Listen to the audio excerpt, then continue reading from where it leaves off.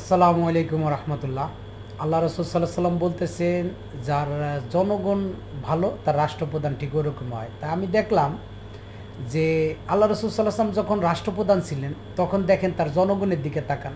তার জনগণ ছিল সাহাবী রাদি আল্লাহ তাআলা, তারা কত ভালো মানুষ ছিলেন, আল্লাহ ভীরু লোক ছিলেন, নামাজি ছিলেন।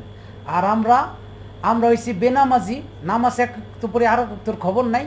আমরা 5 টাকার এক কাপ চাই আমাদের বিবেক বুদ্ধি বিক্রি খেলাই।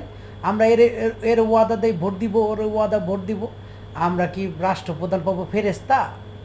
আল্লাহ আমাদের জনগণের পাপের কারণে আল্লাহ এই রাষ্ট্রপ্রধান এরকম জুলুমবাজ দেন। একজনের নামাবেন আর একজন আসবে, আর একজনের নামাবেন আর একজন আসবে, এরকম করে আসতেই থাকবে যতদিন পর্যন্ত জনগণ ভালো না হবে। তো এই জন্যই আল্লাহকে ভয় করেন, আগে জনগণ ভালো হন। আল্লাহ ওর থেকে আপনাদের এমন রাষ্ট্রপ্রধান দিবেন যাতে আপনারা শান্তিতে বসবাস করতে পারেন ইনশাআল্লাহ। আগে জনগণকে ভালো হইতে হবে।